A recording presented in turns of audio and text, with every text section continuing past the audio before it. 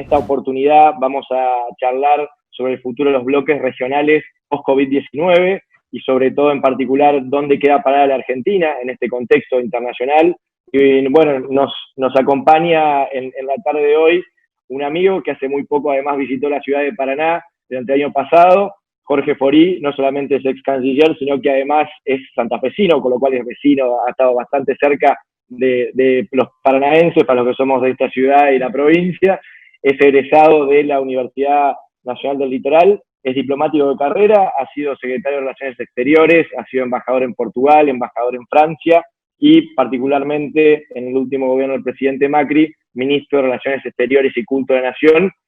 Por eso todos le decimos como canciller, digamos, que es la forma de simplificar el cargo para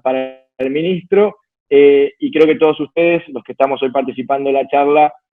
recordarán dos momentos bastante relevantes del año pasado y el anterior. Dos tienen que ver con un eje central para la Argentina, que ha sido la posibilidad de recibir al G20 en nuestro país. Y en segundo lugar, obviamente, todos también tenemos ese buen recuerdo del momento en el que el canciller se comunicó al presidente Macri para anunciarle la firma del acuerdo Unión Europea-Mercosur después de 20 años de negociaciones entre ambos bloques internacionales. Bueno, en ese contexto,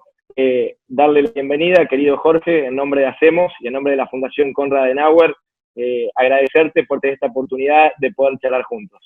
Agradecerte, Emanuel, a vos y a Cornelia, y obviamente también a Cristian Larsen, que ha estado en toda la parte operativa de organizar el evento. Veo que han tenido una gran convocatoria y una gran adhesión, porque estamos ya en más de 150 los que están vinculados, lo cual es algo que me parece sumamente importante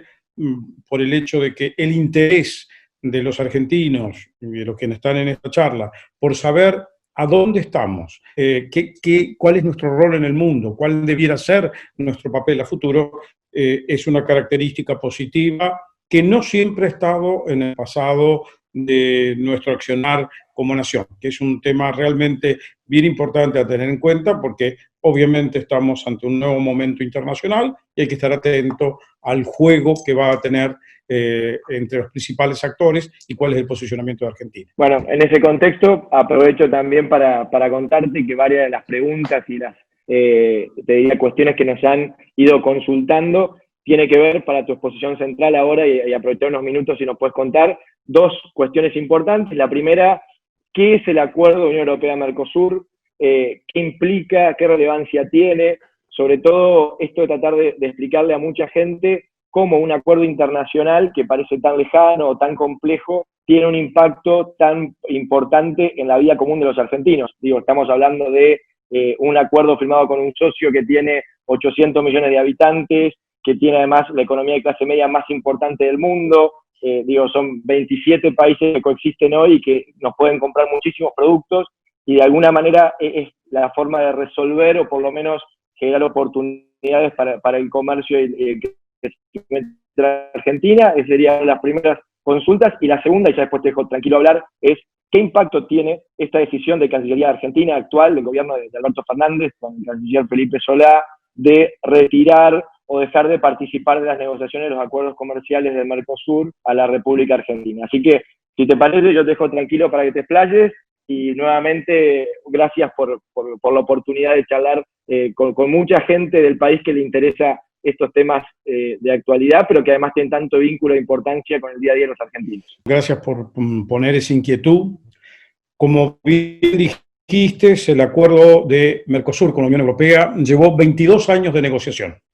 22 años de negociación donde el objetivo inicial, cuando se empezó, se firmó en 1995 y las primeras negociaciones se hicieron en 1998. Y esto es importante tener en cuenta porque quiere decir que a lo largo de todos estos 22 años, sucesivas administraciones de distintos gobiernos han pasado por este periodo de negociación y los elementos que estaban en la mesa de negociación son conocidos por todos. Más allá de la tarea que a lo largo del año, desde el 2016 en adelante, la Cancillería llevó adelante, como lo conoce bien Cornelia Schmidt, que en su calidad de presidenta de la Comisión de Relaciones Exteriores mantuvimos numerosas reuniones para explicar en el Congreso, pero también esto se hizo con gran cantidad de sectores, sean estos del sector productivo, unión industrial, los sectores agropecuarios, pero también con el sector sindical y una innúmera cantidad de presentaciones que se hicieron en círculos universitarios, en centros de reflexión vinculados a temas de política internacional. El acuerdo Unión Europea-Mercosur tiene un antecedente que es la idea de ampliar el espacio económico, que fue el origen fundamental donde empezamos en la parte económica y comercial, con el proyecto primero de integración Argentina-Brasil, que luego se amplió a Uruguay y Paraguay, y que terminó siendo, en los acuerdos de Europreto, el Mercosur. La idea era tener una escala productiva y tratar de mejorar nuestra competitividad llegando a los mercados de esos otros 3 países, según como sea el caso, desde donde se mire. Teniendo ese ejercicio de ampliar nuestra competitividad por vía de ampliar el mercado al que está dirigido el producto, el acuerdo con la Unión Europea que se propone a mitad de los años 90 tenía la idea de generar un espacio económico ampliado, donde, como lo acabas de señalar, termina vinculando a 800 millones de consumidores con muy buen poder adquisitivo con los 260, 270 que somos el Mercosur. ¿Cuál es la idea de los acuerdos? Los acuerdos son abarcativos de gran cantidad de sectores para conseguir, por la vía de la concesión de preferencias arancelarias más favorables, poder llegar al mercado del otro en mejores condiciones. Y esto se fue negociando para todos los rubros. Muchos de estos rubros, diría significativamente, corresponden a producciones de distinto origen dentro de nuestro país. No estoy hablando simplemente de los granos como la soja, como el maíz o como el trigo, que tienen un comercio de commodities que ya viene establecido desde hace muchas décadas, de gran significación, de gran importancia, pero en los acuerdos hechos, más allá de alguna participación de este tipo de comercio de granos, commodities, estuvieron los productos agropecuarios de enorme cantidad de regiones argentinas. En el caso de Entre Ríos no puedo pasar por alto los cítricos, el arroz, todo lo que es la industria láctea. Y esto va dando vuelta según la zona del país, que tiene madera, tiene té, tiene yerba mate, o tiene la nuez, o tiene pimiento. Por donde vayamos de nuestra economía en el país, hay un sector del acuerdo que abarca. ¿En qué consiste el acuerdo? Es que acordamos con la Unión Europea que esos productos van a entrar con un arancel preferencial, más favorable que el practicado habitualmente. Si algún lugar, algún sector o algún producto tiene un impacto fuerte en la competencia con los productos europeos, inmediatamente hay una cláusula de protección que permite parar el ejercicio hasta ver cuál es la razón por la cual esto está produciendo este efecto negativo y qué es lo que se puede hacer en ese sentido. Además, algo que se ha perdido muy de vista, la parte europea ofreció en el momento final de las negociaciones y que había que continuarlo, sobre todo a partir del inicio de este año, cosa que creo que no se ha llevado adelante,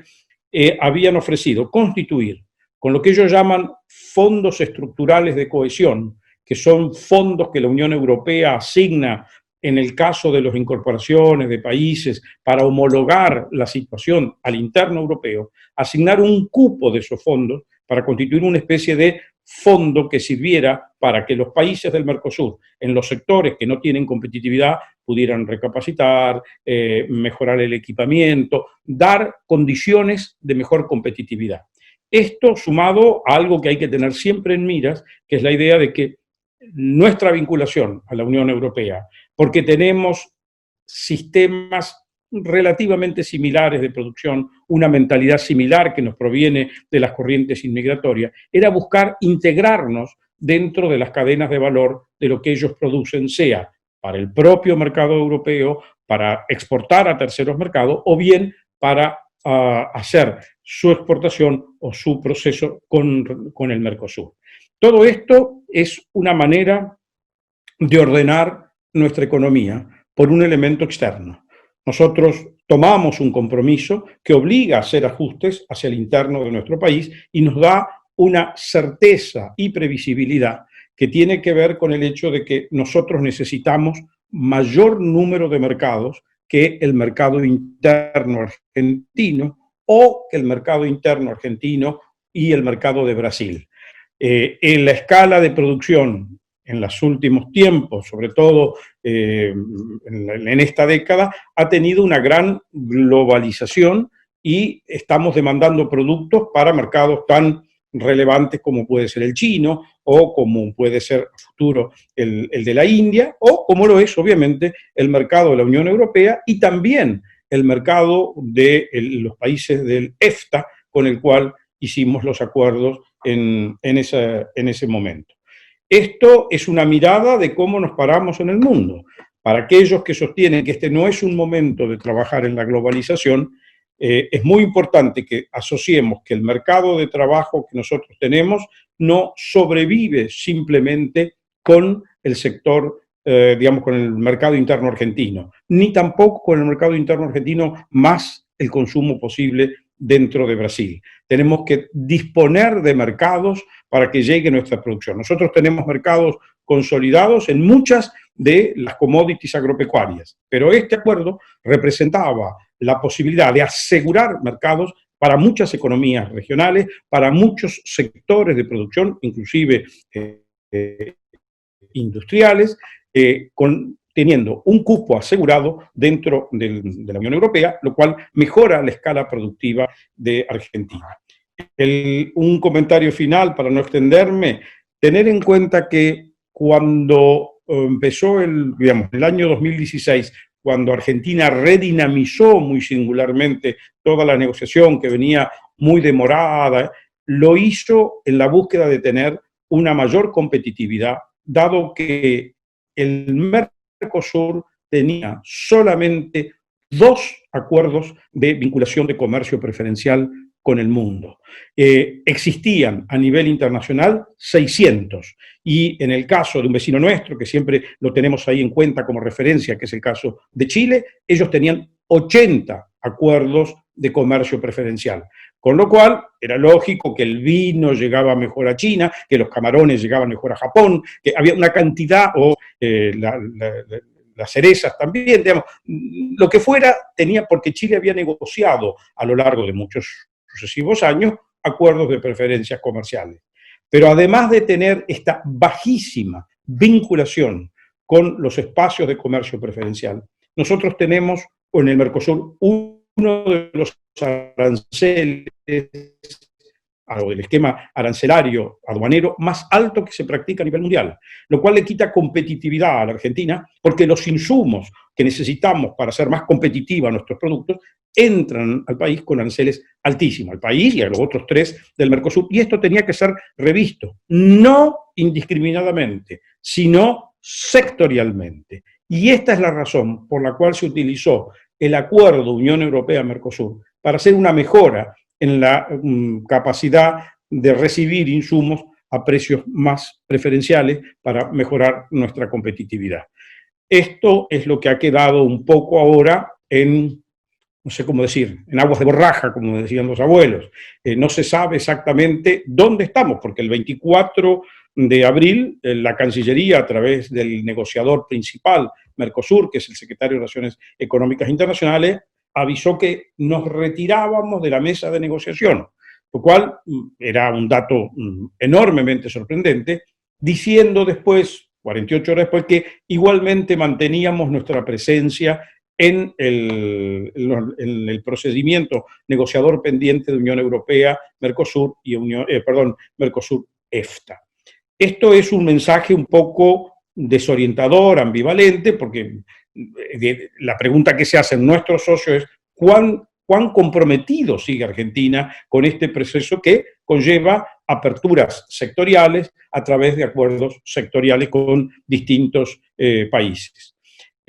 Después de esto, como ustedes saben, hubo una gran reacción de opinión adversa, que pareció que no era correcto, y a lo largo de las semanas siguientes se han venido dando una serie de correcciones o aclaraciones, pero como dicen los franceses, quien aclara se complica, y realmente muy claro no está la voluntad de Argentina, porque pone en las aclaraciones alguna serie de condicionantes que, en definitiva, ponen en duda que se quiera realmente llegar a ese resultado. Esto es malo, en mi óptica, desde el punto de vista que el parate extraordinario de la economía y del comercio que ha aparejado la pandemia provoca que lo que tengamos que hacer todos es luchar por preservar el mercado que teníamos el día ex ante a que el comercio mundial se parara. No solo conservarlo, sino ver si tengo alguna capacidad de aumentarlo. En el caso de Argentina, nosotros sabemos que tenemos una situación económica y financiera extremadamente complicada. Y uno de los elementos fundamentales de nuestra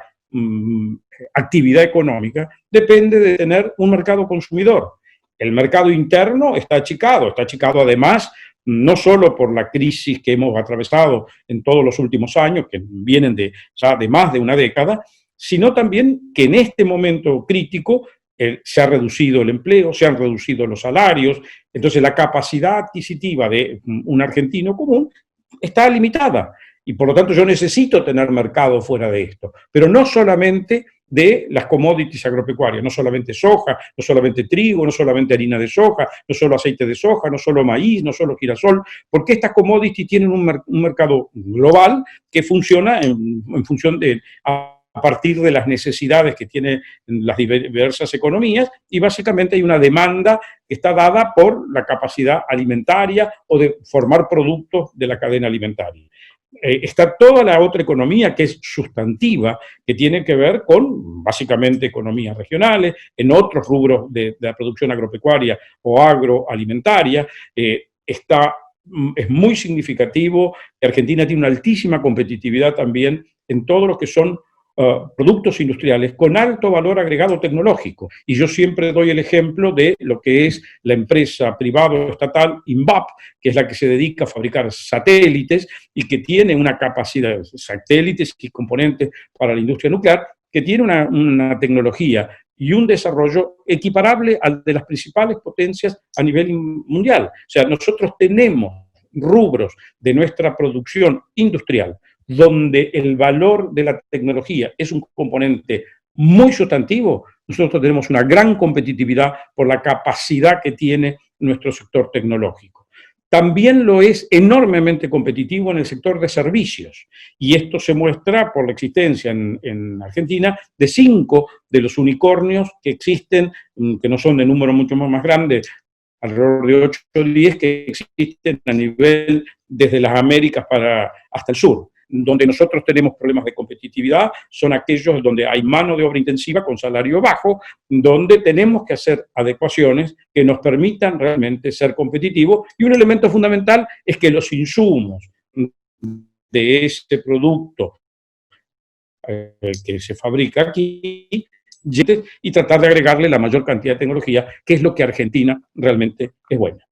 Bueno, Jorge, desde lo personal, gracias por la predisposición. Hemos tenido mucho interés en esta actividad, así que después las conclusiones las vamos a tener disponibles más adelante. Te agradezco de mi parte, un fuerte abrazo y gracias de nuevo por la buena onda y la predisposición. Gracias a todos ustedes y un muy fuerte abrazo, sobre todo a vos, a Cornelia, a Cristian, pero realmente a la gente que tenga interés por saber dónde tiene que estar parada Argentina.